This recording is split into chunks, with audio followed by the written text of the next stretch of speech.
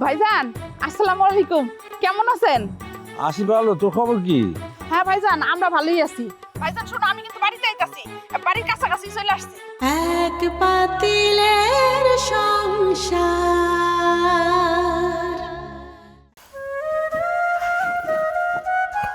আল্লাহ গো, একটু পাউডার চালাস না তাড়াতাড়ি। এত বড় ব্যাগ নিয়ে হাঁটুন যায়? তোমার আমি বারবার কইলাম যে ফুজু রিক্সাটা ভালো না, রিক্সাটা রাস্তার মধ্যে বন্ধ হয়ে যাবো। তারপর তুমি আমরা কোনো কথা শুনলা না। এখন এই রাস্তার মধ্যে আমরা রিক্সা কই পামু? তুমি আমরা কোনো কথাই শুনতে চাও না। যে রিক্সাটা বন্ধ হয়েছে, এখন দেখো তো একটা রিক্সা পাইছো, কতক্ষণ ধরে যে হাঁটতেছি আমরা। এই তুই একটু চুপ থাক তো, সারাক্ষণ খালি ক্যাট ক্যাট ক্যাট ক্যাট করতেই থাকে। ক্যাট ক্যাট করুম না তো কি করুম? একটা রিক্সাও তো পাইতেছি না। এত ভারী ব্যাগ নিয়ে এত দূর হাঁটা যাওয়া যায়? তার উপরে আল্লাহর নাম নিয়ে ঘরে যাচ্ছে, সব তো ব্যাগের মধ্যে ভরে লইছো। বরুম না তো কি করুম? আমি কি একদিনের লেগে যাইতাছি নাকি? হ্যাঁ, তোর একটা ব্যবস্থা করে আইতেইব না? এবার আমি সম্পত্তির বাগও নিমু। তোর মামা গো উপরে ভরসা করে আর বইসা থাকা যাইব না, হেরা কিছুই করবো না। মামাকে দোষ কি? দোষ তো তোমার বাপের, আমার নানার। এই যে কি মনে করে একটা সসম্পত্তি লেখার কম পড়ে যাইব। এইবার যেমনি হোক একটা ব্যবস্থা আমার করিয়ে আইতেইব। এত কথা বাদ দিয়ে একটা রিক্সার ব্যবস্থা করো। খারে থাকতে থাকতে একবারে কমরটা ধরে গেছে। আচ্ছা খারা, দেই তোর ছোট মামারে ফোন দিই। বড় ভাইজানরে ফোন দিয়া কোনো লাভ নাই, হ্যাঁ কোনো কামেরই না। ইস, এই গরমের মধ্যে সাথীরা না নিয়া বাইরে ভুল করলাম। ফোন করলো কে? সুফিয়া। হ্যালো সুফিয়া, ক।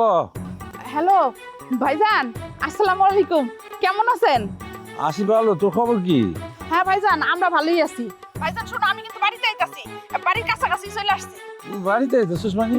হ্যাঁ, বাড়িতে আসুন না তো কি করুম? আর কয়দিন এরকম বন্দিরে ঘরে বসায় রাখবো কত? ওরে কি উঠায় দেওয়ার দরকার না হন? আর তুমি তো কোনো ব্যবস্থাই করতেছো না, না করতেছো আব্বা, না করতেছো তুমি। আহারে কি মুশকিল, কেমনে উদ্যোগটা নিমুখ ক? আব্বা তো সবকিছু আটকে রাখছে। জামালটা বিয়া করে তো বিপদ করে গেছে, ও কিছু চাইলে দিতে পারে না। আব্বার কাছে জামালের হাত পাততে হয়, আর আব্বার কাছে কিছু চাইলেই আব্বার উল্টা পাল্টা কথাবার্তা বললে কয় বউরে তো আল্লাহ দিস না, আল্লাহ দিলে মাথায় উঠবো। এই কথা জামালের বউ যখন শুনে সে চেতে খুবই একটা অশান্তির মধ্যে আছি। জামাল আমার এত ভালো একটা ছেলে, আর সেই ছেলেটার কপালে এত দুঃখ জুটছে। জুটবো না তো কি? হ্যাঁ, পোলা যে বিয়া করাইছো ফ্যামিলিও তো ভালো না, তোমরাও আল্লাহ দিলে একটু সবুর নাই তুমগো। আরে এইটা তুই কি কস? আমি বিয়েটা করাইলাম, আব্বাই তো সব করছে, আর জামাল খালি শুধু বিয়ার ভিড়িতে বৈশাখ কবুল করছে, এই তো। শোনো ভাইজান, আমার বন্দি কিন্তু অত খারাপ না, ও কিন্তু ভালো, ও ওরকম জ্বালাইবো না। সেটা জানি, তারপরেও আচ্ছা বাদ দাও ওইসব কথা। এখন শোনো, আমি ওই বাড়ি থেকে একটা রিক্সা ভাড়া নিয়ে আইছিলাম, মাঝ রাস্তায় রিক্সাটা নষ্ট হয়ে গেছে গা। এখন রাস্তায় খাড়ায় রইছি, তুমি একটা যেমনে পারো রিক্সা পাঠাও।